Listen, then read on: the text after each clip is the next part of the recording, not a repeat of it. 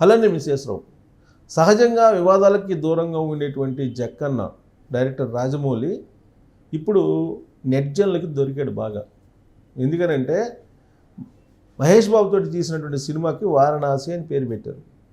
దానికి సంబంధించినటువంటి వివరాలను తెలియజేస్తూ ఒక ఫంక్షన్ చేశారు. ఆ ఫంక్షన్లో విజేంద్ర ప్రసాద్ ఆయన తండ్రి, అలాగే ఆయన ఇంకా ప్రముఖులు అందరూ పార్టిసిపేట్ చేశారు. ఆ సందర్భంగా విజేంద్ర ప్రసాద్ గారు మాట్లాడుతూ ఏమన్నారు, రాజమౌళి సక్సెస్ వెనుక హనుమాన్ ఉన్నాడు, హనుమానే నడిపిస్తున్నాడు రాజమౌళిని అని చెప్పి ఆయన అభిప్రాయాన్ని వ్యక్తం చేశారు. ఆ తర్వాత రాజమౌళి గారు మాట్లాడుతూ హనుమాన్ లేరు నా వెనక హనుమాన్ ఎవరు లేరు, నేనే కష్టపడి సినిమాలు చేసి సక్సెస్ అవుతున్నాను అనే యాంగిల్లో ఆయన మాట్లాడాడు.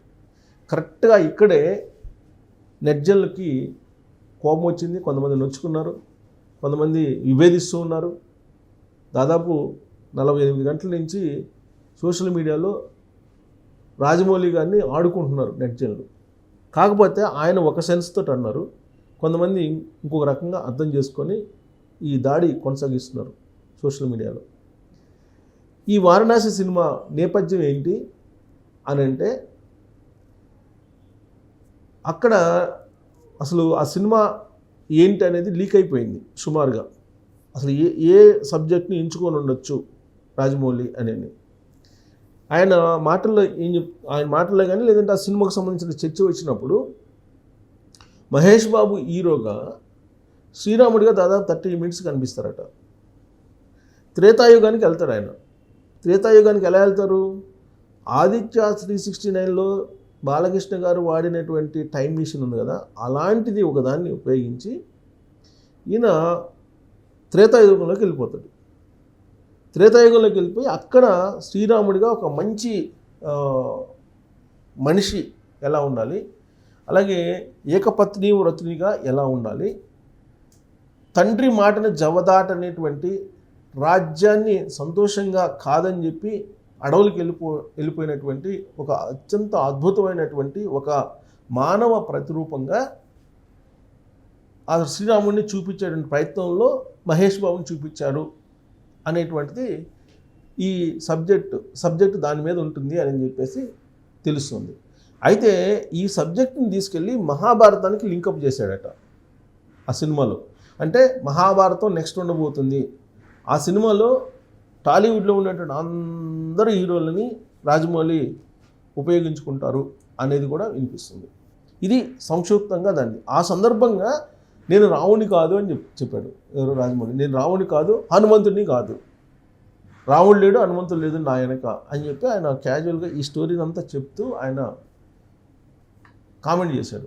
ఇంకా ఆ కామెంట్ని పట్టుకొని నెట్జన్లు రాజమౌళిని వెంట మామూలుగా పడుతున్నారు. నీకు రాముడు అవసరం లేదు, హనుమాన్ అవసరం లేదు, మరి నువ్వు రాముడిని హనుమాన్ని బేస్ చేసుకొని నువ్వు ఎందుకు కథలు రాస్తున్నావు, నువ్వు ఎందుకు సినిమాల్లో కథలుగా ఉపయోగించుకొని హిందూ దేవుళ్ళని మీరు చిత్రీకరిస్తున్నారు, డబ్బులు సంపాదించుకుంటున్నారు, ఇది ఎక్కడ న్యాయం అని చెప్పి కొంతమంది ఆయన మీద బాగా విచ్చుకుపడుతున్నారు. విజేంద్ర ప్రసాద్ చెప్పిన దాన్ని ఆయన కాదంటున్నారు. అంటే తండ్రి చెప్పిన దాన్ని కొడుకు కాదంటున్నాడు. అంటే ధిక్కారమే కదా, ధిక్కార స్వరమే కదా. ఆయన ఎంతో అనుభవంతో హనుమాన్ ఉన్నాడు, మా రాజమౌళిని నడిపిస్తున్నాడని ఆయన చెప్పాడు. ఈయనేమో నా వెనక ఎవరు లేరని అంటాడు. ఒక రకంగా చెప్పాలంటే నాస్తికుడిగా ఉంటాను అని చెప్పే ప్రయత్నాలు చాలా సందర్భాల్లో రాజమౌళి గారు చెప్పారు. అలా అని చెప్పి నాస్తికుడా అంటే, నాస్తికుడు అయితే ఒకవేళ స్పిరిచువల్ యాంగిల్ సినిమాలు ఇవాళ ఎలా తీస్తాడు? స్పిరిచువల్ యాంగిల్ సినిమాలు తీస్తున్నాడు. ఇప్పుడు ఆయన దాదాపు 12 సినిమాలు తీశాడు. ఇప్పుడు స్టూడెంట్ నెంబర్ 1 దగ్గర నుంచి ఇప్పుడు ఈ వారణాసి దాకా దాదాపు 12 సినిమాలు. ఎక్కడ ఏ సినిమా ఫెయిల్ కాలేదు. ఈవెన్ సునీల్ని హీరోగా పెట్టుకొని తీసినటువంటి మర్యాద రామన్న కూడా హిట్ అయింది. కాబట్టి ఆయన సక్సెస్ఫుల్ డైరెక్టర్. ఆయన ఇప్పుడు నెట్జన్ల ట్రోల్స్కి గురవుతున్నాడు. దానికి కారణం ఏంటంటే హనుమాన్ని రాముడిని కించపరిచాడు రాజమౌళి అనేటువంటి అభిప్రాయానికి కొంతమంది వచ్చేసి ట్రోల్స్ చేస్తున్నారు. ఇక్కడే కరెక్ట్ ట్విస్ట్ ఉంది. ఏంటంటే టాలీవుడ్లో ఎవరు అవునన్నా కాదన్నా 2-3 గ్రూపులు ఉన్నాయి. కులానికి ఒక గ్రూపు, ప్రాంతానికి ఒక గ్రూపు, ఇలా ఉన్నాయి. హీరోలకు ఒక్కొక్క హీరోలకు ఒక్కొక్క అభిమానం గ్రూపులు ఇలా ఉన్నాయి.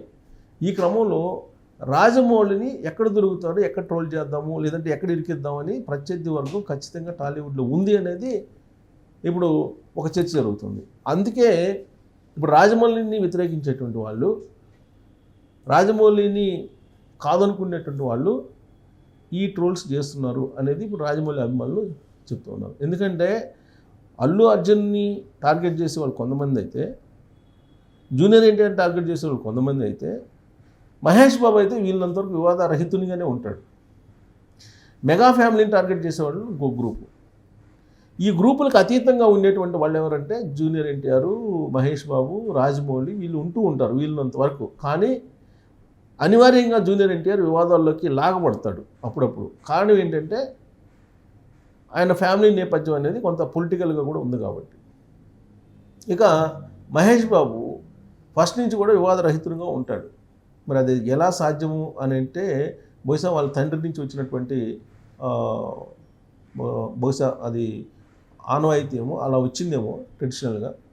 బట్ రాజమౌళి ఎన్ని సినిమాలు తీసినప్పటికీ కూడా ఎక్కడా కూడా వివాదాస్పదుడు కాలేదు. ఆయన ఒక ప్రొఫెషనల్ డైరెక్టర్గానే వ్యవహరించాడు.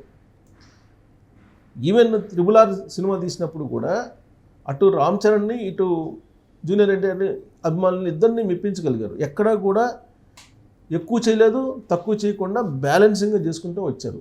అంత పగడ్బందీగా ఆలోచిస్తాడు సినిమా తీసేటప్పుడు రాజమౌళి. వచ్చేటువంటి పర్యవసానాలు ఏంటి అనేది కూడా ఆయనకు అంచనా ఉంటుంది. అలాంటి రాజమౌళి ఇప్పుడు స్కిప్ అయ్యాడని అంటేనే ఒక ప్రశ్న. స్కిప్ కాకుండా ఆయన ఒక అర్థంలో మాట్లాడితే ఇంకొక అర్థంలో ఆయన్ని ప్రొజెక్ట్ చేస్తూ టార్గెట్ చేస్తున్నారు అనేది ఇంకొక యాంగిల్. సో మొత్తం మీద ఏంటంటే ఒక సక్సెస్ఫుల్ డైరెక్టరు ఆయన హాలీవుడ్ స్థాయికి వెళ్తాడు అనేటువంటి యాంగిల్లో ఆయన సినిమాలు ఉంటాయి. ఇప్పటికే ఆయన పాన్ ఇండియా డైరెక్టర్. ఆయన ఇప్పుడు అనేక బాహుబలి లాంటి సినిమాలు తీశారు. ఇప్పుడు ఈ సినిమా వారణాసి సినిమా 3,000 కోట్ల రూపాయలు కలెక్షన్ చేస్తుందని చెప్పి ఎక్స్పెక్ట్ చేస్తున్నారు. 3,000 కోట్లు ఎక్స్పెక్ట్ చేస్తున్నారు. అంటే అంత భారీగా ఆ సినిమాని షూట్ చేశారు, భారీగా నిర్మించారు. ఆ కథ కూడా అంత స్పిరిచువల్ యాంగిల్లో ట్విస్టుల మీద ట్విస్టులు ఉండేటువంటి సినిమా అని అంటున్నారు. పైగా దీన్ని తీసుకెళ్ళి మహాభారతానికి లింకప్ చేశారు. సో మహాభారతాన్ని లింకప్ చేశారంటే మహాభారతం నెక్స్ట్ దీని సీక్వెల్, వారణాసి సీక్వెల్ మహాభారతం ఉండబోతుంది అనేటువంటిది కూడా వినిపిస్తుంది. సో ఇంత ప్లానింగ్గా వెళ్తున్నటువంటి రాజమౌళి ఇప్పుడు నెట్జన్ల చేతికి చిక్కారు. ఇప్పటికే ట్రోల్ చేస్తూ ఉన్నారు. ఇప్పటివరకు అయితే దానికి సమాధానం అయితే చెప్పలేదు రాజమౌళి. ఆయన ఏమన్నారో మరి వీళ్ళకి ఏమర్థమైందో ఇది మాత్రం టాలీవుడ్లో ఒక పెద్ద రచ్చ లేపుతుంది. సోషల్ మీడియాలో రచ్చ అవుతుంది. మరి దీని మీద మీ కామెంట్ ఏంటి అని తెలియజేసి థ్యాంక్ యూ.